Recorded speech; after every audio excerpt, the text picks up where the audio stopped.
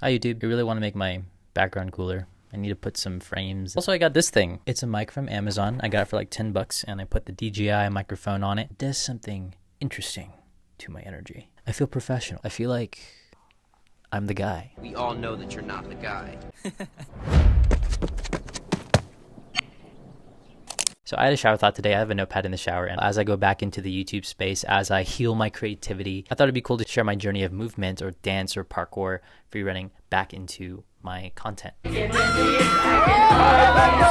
For the past 5 years, as I focused more on my career as a marketer, entrepreneur, investor, I lost connection to a lot of my creative passions. So I want to revive those things. It's really important for my soul. Movement is a practice that for the past 17 years, it taught me how to study my consciousness from an outside perspective and through a different lens. My exploration of these art forms were more so for personal development, my self-study and self-expression and self-analysis than to go viral. What kind of triggered this was a number of things. One of the projects I'm working on with my friends who are dancers, and it's a crew that I'm a part of, is called Hybrid Dance Crew. I realized that it's actually a really cool opportunity for me to re-explore my art and combine those two realms of art and business. And it's actually really valuable and a great use of time to immerse myself back into the craft so that I can create better marketing promotions and understand psychologically the mindset of a dancer again, because I feel like I've lost so much touch with that side of myself. Also, I've been a dancer for 17 years. I used to dance with the Jabwalkies. They were America's Best Dance Crew Season 1 winners. And here and there over the past few years, I would do creative gigs. That's how I kind of expressed my artistry, but it was more so for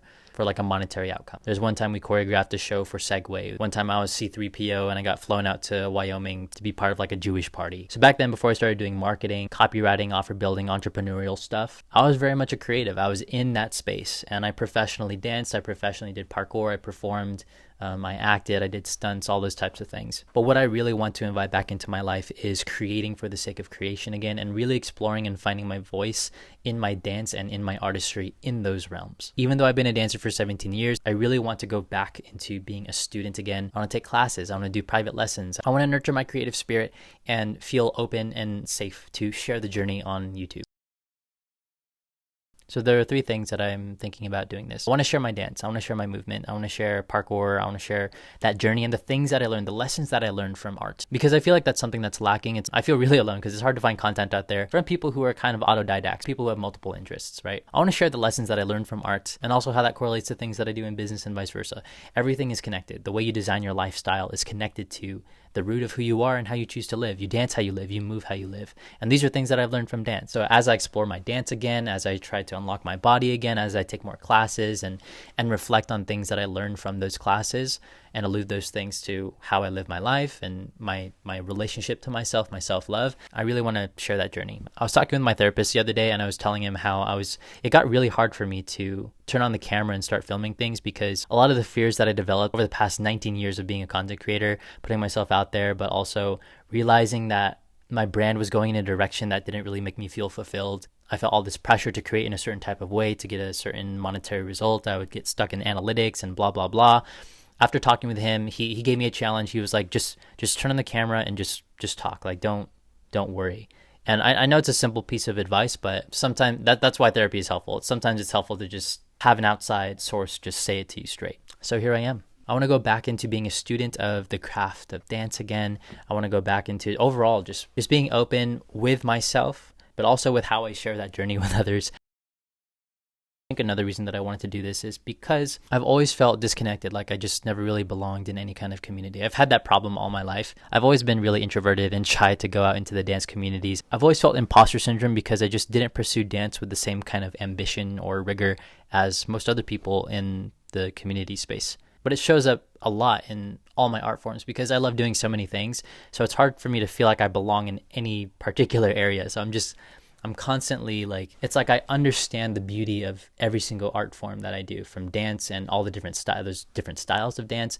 Like I feel like I see things from a lot of different perspectives to where it's hard for me to find one place where I feel like I actually belong. And growing up, I have so much love and appreciation for the dance community because it's always been adjacent to me. And it's nice to know that there's other people at least doing the same thing that I'm doing, right?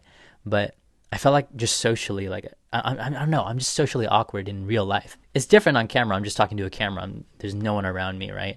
I'm introverted and I feel like sometimes it's hard for me to show up for the community in a way that I really want to, and I don't really know how to navigate that. So I feel like doing these types of videos in a way is my unique way, I guess, of being able to give back to the community that I really appreciate. If any dancers or entrepreneurs or whoever find their way to this channel, maybe they'll be able to take some cool things from this. I feel like the act of sharing my journey is an act of love for the craft and for the community itself, and for also myself as I heal my creativity.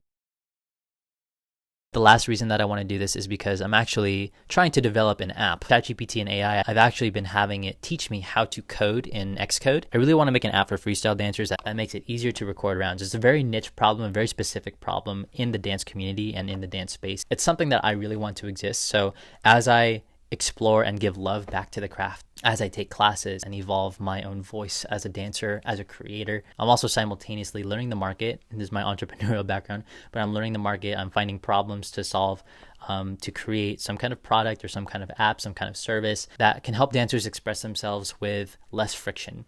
I made a really big mistake after the past 5 years, just shutting myself out from my art. While I was succeeding and finding a lot of answers in terms of like monetary success or income skills that actually make me money, understanding really just the financial dimension of life, I've lost a lot of my soul. And this YouTube channel, content creation again, making this app, I think these are all, I guess, like in my head, psychological stances back towards my authenticity again. So these are the projects that bring me joy. These are the projects that make me excited to live and to create. And they also make me a little bit scared, a little bit nervous to talk about on social media. But yeah, I'm here. On this note too, I had a crazy dream last night. I love studying my dreams. I love studying my metaphysical experiences because I feel like there's a lot that I can learn about myself and my subconscious mind through dreams. Last night, my dream, I was in a house and I was constantly getting threatened that I was going to die, or that I was dying, or that I was going to get killed, I was going to get murdered. And there were a lot of different characters in this house, a lot of different scenes happening, but every single character represented a voice in my head that is so mean to myself, that is very negative to me. One was saying like, you're not good enough. You just look like a little child because you're Asian and no one's going to ever take you seriously. Or your art's no good, no one's going to care. Every single person in the stream represented a certain limiting belief or just a harsh thing to me. And there was a point in the dream where I was sitting down, and this dream it felt so long, but there's a point where I was sitting down, and then all these voices, all these people were just screaming at me louder and louder and louder.